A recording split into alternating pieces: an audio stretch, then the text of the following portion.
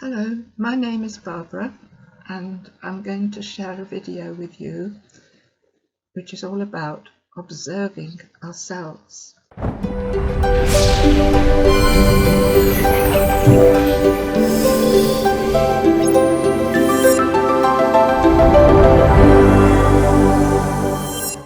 You may have been taking part in video conferences, and for some of us, me particularly, this is a new experience to suddenly see yourself looking back at yourself on the screen. And that reminded me of a practice or an exercise that we have in Gnosis called the observer and the observed. And students tell me that this is a difficult concept because how can part of us be observing another part of us? So that's why I'm making this video, just because it seems topical and relevant, because here I am looking at my own image, and that is something which shouldn't just be done at a surface level as an image on a screen, but much more an in-depth and internal process where we're looking at our reaction to events and how we take them, and whether they were external events or even internal emotional states. And as we observe ourselves, we then have the opportunity to notice things that maybe we would regret later, our reaction to somebody or some event. And if we can deal with it in the moment and spot it, and we have a wonderful support within us. I'm going to refer to her as our inner mother, our divine mother, even our mother Kundalini, and we can ask her to eliminate at that moment that we spotted this occurrence, and it is related to an ego, and we ask her to eliminate it. Now, the word ego you may have heard in other contexts in everyday vocabulary, but for us it describes an undesirable psychological aggregate, and we would aim to rid ourselves of these. It doesn't happen overnight, but gradually we recognize them, ask for their elimination. And just to give you some examples of egos, they're things like pride, anger, greed, and so on. So they're like the head of what we call legions of other examples of egos. And there are 7 main ones, but behind those there are many, many, many. Anyway, we're talking about observing ourselves. And as I said, it's best if you can spot an occurrence of one and deal with it then and there and ask for your inner mother to eliminate it.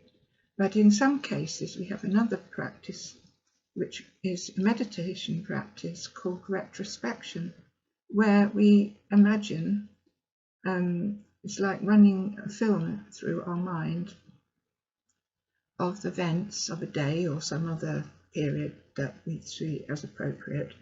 And then as we see these instances, we can we begin to compile a list, a mental list, that we can then take to our inner mother and ask her to eliminate them. And at the end of that process, we would thank our inner mother for the help she has given us. So we've moved from just a face on a screen to the concept of observing ourselves at a much deeper level internally. I'd like to just, while we're talking about images on the screen, and before I move on to some other helpful practices, just share with you some things which link with both mirrors and a reflection of a face on a computer screen.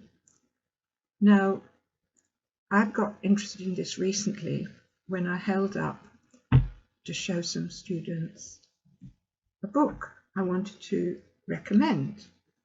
And I thought, oh no, the picture on my screen was of a mirror image.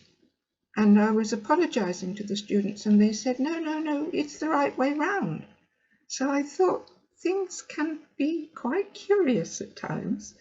But the fact that they said it was the right way round, I was pleased. And later on, I was thinking about this. And also, when demonstrating maybe a gesture or a movement, if I was doing this in front of a class, they would have to mentally reverse what I was doing because I'm opposite them. And the same thing happens in a mirror.